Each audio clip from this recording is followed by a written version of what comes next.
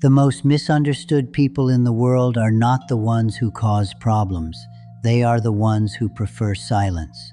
You have been told directly or indirectly, by family, by friends, by a culture that confuses noise with vitality, that something is wrong with you, that you should want to be out there, that preferring your own company over a crowded room is a flaw to be fixed, that choosing silence over stimulation is a kind of weakness dressed up as preference. But what if everything you were told about this was wrong? What if the very thing the world has been judging you for is not a limitation but a form of intelligence so rare that most people will live their entire lives without ever developing it? Today I want to share with you 6 truths about people who prefer to stay home, not as comfort, not as permission to hide from the world, as a mirror, so that for the first time perhaps you can see yourself clearly, without the judgment, without the noise, without the voice of a world that has never understood you telling you who you should be. Stop for a moment before we begin. Feel where you are right now. Feel the quiet around you. Feel the simple fact of being exactly where you chose to be. That choice, that quiet, deliberate choice, is where we begin. Truth 1. You direct your energy inward, and that is nature, not weakness.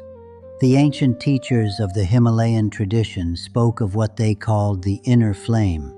Every human being carries this flame, this life force that animates thought, desire, attention, and action.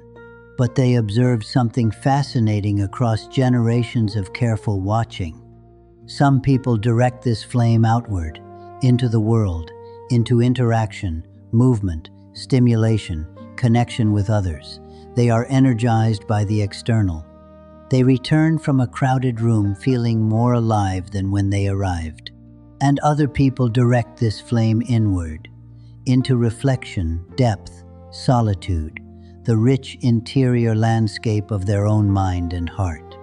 They return from a crowded room feeling drained, not because they are weak, but because they have been burning their flame in a direction that is not natural for them. Neither is wrong. They are simply different ways of being alive. But the world, the loud, fast, endlessly stimulated modern world, was built by and for the first kind of person. And so the second kind, the ones whose flame burns inward, have spent centuries being told they are doing it wrong. You are not doing it wrong. You are simply using your energy the way it was designed to be used. Think about the last time you spent hours alone reading, thinking, creating, simply being in your own company and felt genuinely restored, genuinely yourself. And think about the last time you spent hours in a social situation that required you to be constantly present, constantly responsive, constantly performing engagement, and felt, by the end, hollowed out. That difference is not a personality flaw.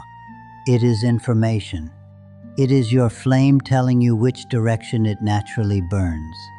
The ancient teaching was this: to fight your nature is to exhaust yourself. To understand your nature is to find your power. You are not someone who needs to be fixed. You are someone who needs to be understood. And the first person who needs to understand you is you. Truth 2. You are more sensitive to the world, and that is intelligence, not fragility. Have you ever walked into a room and felt the energy of it before a single word was spoken? Have you ever left a conversation, an environment, a crowded place, and carried the weight of it with you for hours afterward, long after everyone else had moved on? This is not weakness. This is sensitivity. And the ancient teachers were very clear about what sensitivity actually means. It means your inner world is more permeable, more open, more receptive to what comes in from the outside. What passes through most people like background noise lands in you like a signal. The tone of someone's voice, the tension in a room that nobody is acknowledging, the feeling beneath the words of a conversation that seems ordinary on the surface. You feel all of it. And that is exhausting in environments that were not designed for people like you. A crowded shopping mall, a loud party, a room full of people talking about nothing. These are not just unpleasant for you, they are overwhelming. Because you are not just experiencing the surface of these things, you are experiencing all of it. The ancient teachers said, "The one who feels deeply is not the one who suffers most. They are the one who understands most." Your sensitivity is not a wound to be protected. It is an instrument to be understood. It means that when you choose to be somewhere, when you choose to be with someone, you bring a quality of presence that most people are simply not capable of. You are not half there, you are completely there. And because you know the cost of full presence, you protect it carefully. You choose your environments, you choose your people, you choose your moments, not because you are antisocial, because you are intentional. And that intentionality, that careful, conscious choosing, is one of the rarest qualities a human being can possess. Truth 3, you need depth, not quantity, and that is integrity, not antisocial. There is a particular kind of loneliness that most people never talk about. Not the loneliness of being alone, the loneliness of being in a room full of people and feeling completely invisible. Not because no one sees you, but because no one is willing to go where you live. You have an interior world that is extraordinarily rich, full of questions that most people never ask, full of thoughts that go deeper than the surface of things, full of a hunger for meaning that small talk and shallow entertainment simply cannot satisfy. And when you find yourself in environments where that world cannot breathe, where the conversation stays on the surface, where depth is avoided, where everything important goes unsaid, you feel a particular kind of desolation. You can smile, you can respond, you can perform the motions of engagement, but inside, you are somewhere else entirely. The ancient teachers had a name for this. They called it the hunger of the soul. Not hunger for food, not hunger for company, hunger for something real. Staying home, choosing silence over shallow noise, choosing your own interior world over environments that cannot meet you where you are, is not a failure of sociability. It is a refusal to pretend. A refusal to perform depth you do not feel, connection you do not experience, presence that is only physical. You would rather be alone and genuine than surrounded and performing.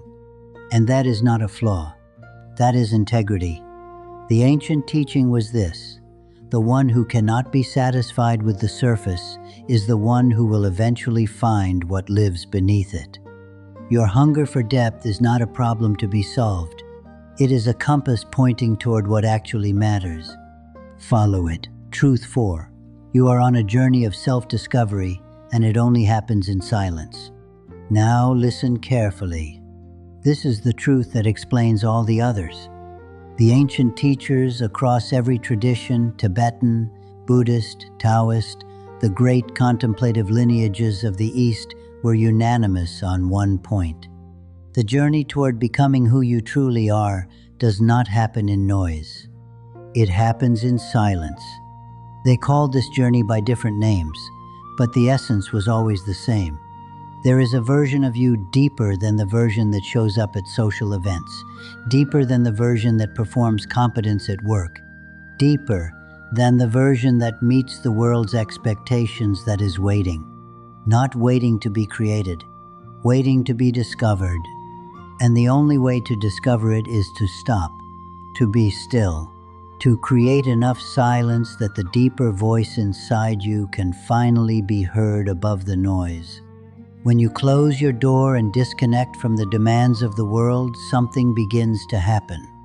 Thoughts that were drowned out during the day begin to surface. Feelings that were pushed aside begin to speak. Parts of yourself that have been quietly waiting begin to emerge. This is not isolation. This is excavation. You are digging towards something real. Every hour you spend in genuine solitude, not scrolling, not consuming, not distracting, but actually sitting with yourself is an hour spent on the most important work of your life. The work of becoming who you actually are. Not who the world told you to be. Not who your fear decided was safe, but who you are in your deepest, most honest, most essential self. The ancient teacher said, "The one who can sit with themselves in silence has access to a wisdom that the noise of the world will never provide." You are not hiding from the world when you stay home. You are building the self that will eventually go back into the world with something real to offer. Truth 5. You have a rich inner world, and that is your greatest strength. Most people are afraid of their own interior. They fill every silence with noise, every moment of stillness with stimulation, every pause with distraction, because the interior is unfamiliar territory, and unfamiliar territory feels dangerous. But you live there. You know the landscape of your own interior, the way most people know the streets of their neighborhood. You know where the difficult places are, the old wounds, the unresolved questions, the fears that surface in the quiet hours. And you know where the beautiful places are too, the ideas that come to you in stillness, the clarity that arrives when the noise stops, the creativity that flows when there is finally enough space for it. The ancient teachers called this the inner map, the territory inside a human being that most people never explore because they are too afraid or too distracted to stop moving long enough to look. Your inner map is your greatest resource. It is where your intuition lives, where your creativity originates, where your deepest wisdom waits. When you choose to stay home, when you choose silence over stimulation, you are not retreating from life. You are exploring the most important territory that exists, yourself.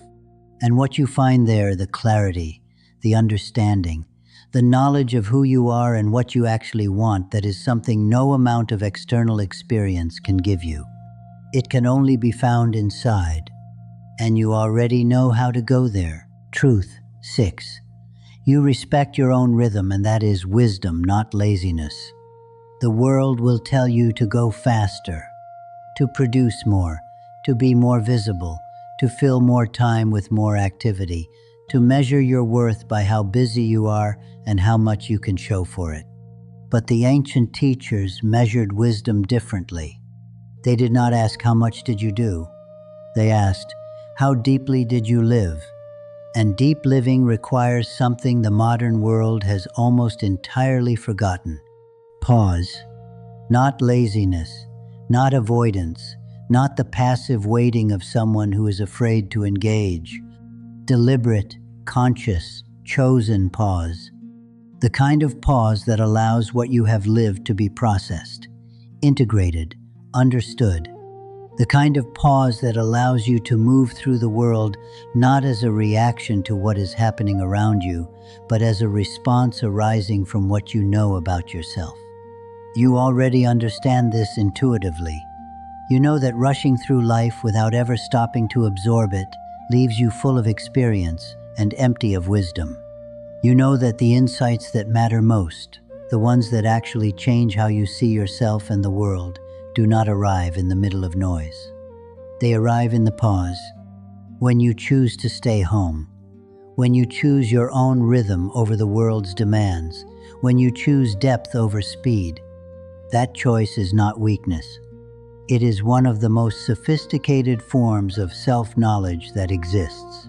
The shadow in silence becomes a prison. But I want to be honest with you about something, because honesty is the only thing that actually helps. Everything I have shared today is true. Your sensitivity is real. Your need for depth is real. Your interior world is real. Your different rhythm is real. And there is a shadow side to all of it that I would be doing you a disservice to ignore. There is a difference between choosing solitude and hiding in it, between staying home to restore yourself and staying home to avoid what frightens you, between silence that heals and silence that isolates. The ancient teachers were clear on this too. The interior journey, the process of becoming who you truly are, is not meant to be completed alone in a room. It is meant to eventually bring you back into the world, more whole, more grounded, more genuinely yourself. If you notice that your solitude has become something you never want to leave, if the thought of re-entering the world fills you with dread, rather than simply requiring preparation that is worth paying attention to, not with judgment, with the same gentleness you would offer to someone you love. Ask yourself honestly, am I choosing this silence or am I hiding in it? Because the silence that serves your growth will always, eventually, want to bring something back. Back to the world. Back to the people who need what you have found inside. The goal was never to disappear.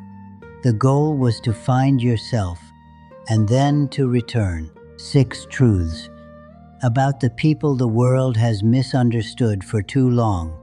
You are not broken for preferring silence. You are not antisocial for needing solitude. You are not weak for being sensitive. You are not behind for moving at your own rhythm. You are not wasting your life by staying home. You are building something, quietly, deliberately, in the way that only people who truly understand the value of interior work can build. And what you are building, the knowledge of yourself, the depth of your inner world, the wisdom that comes from genuine stillness, that is not something the noise of the world can ever produce. It can only be grown in silence. If this teaching reached something real in you today, if you felt seen, perhaps for the first time, in the way you have always needed to be seen, go to the comments right now and write one word: silence. Not because silence is all you are, because it is where you are most completely yourself. Share this with someone who has been told too many times that something is wrong with them for needing quiet.